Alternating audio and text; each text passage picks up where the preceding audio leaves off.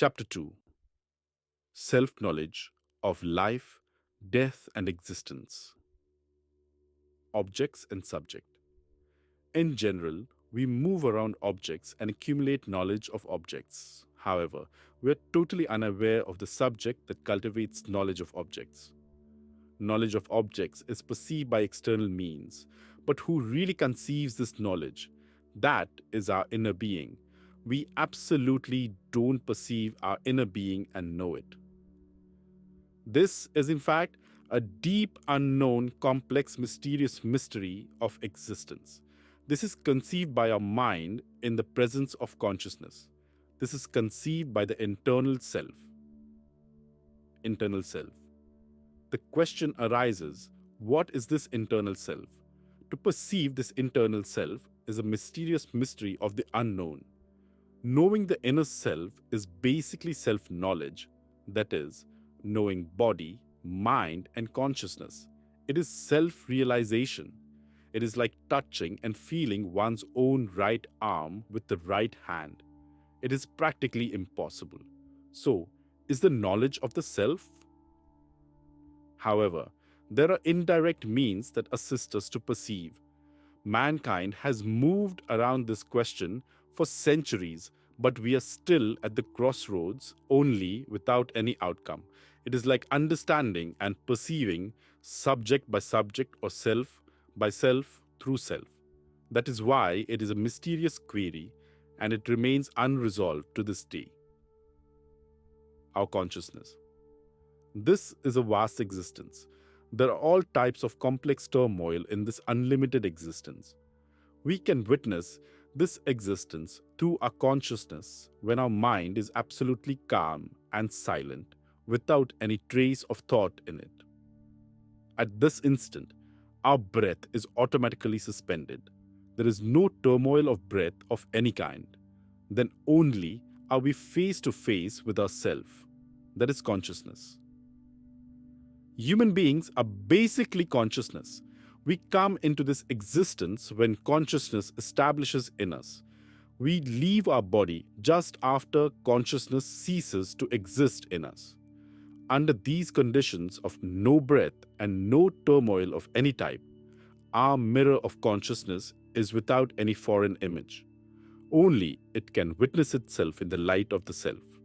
When there is nothing else, no thought, no vibration of any kind, not even breath, there is absolute calmness and silence.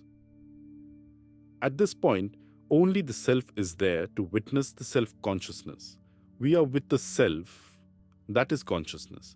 Being with the self is like having self-knowledge. Self-knowledge. In such moments, what we hear by our ears or what we perceive or visualize through that inner instrument is the self, which is hearing, perceiving, and visualizing. We clearly visualize the external source from where it is coming and our internal instrument, that is self, which registers as a witness.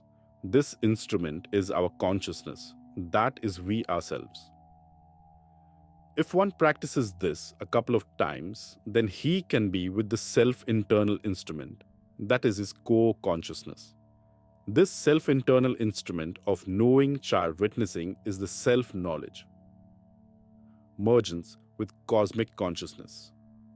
As one goes deeper into this, then one can gradually merge into one's consciousness, which is an extension of cosmic consciousness.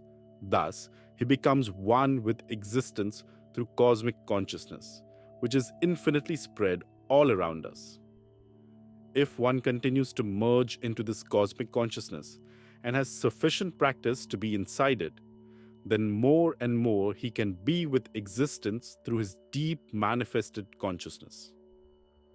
Thus, deep unknown mysteries of existence will become clear to him by the grace of Almighty, since he is with the divine cosmic consciousness lively existing around all of us.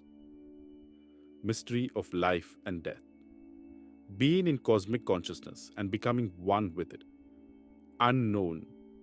Mysteries of life and death will gradually be uncovered in his consciousness. he will experience a transformed inner personality in due course. He will realize in due course that life and death are just plays of God. This is the self knowledge. It is self realization. He becomes a liberated soul in due course. Conclusion. Self knowledge is nothing but being with one's own self consciousness very deeply. This will make his consciousness, when well manifested, merge into splendid existing cosmic divine consciousness. Human consciousness manifests through his efforts via spiritual practices. Thus, with time, divine wisdom pours into him through divine blessings. Gradually, deep, unknown, mysterious mysteries of existence, life, and death will be perceived by him in his own consciousness. This is the self knowledge. How he can express and communicate to others remains a mysterious query.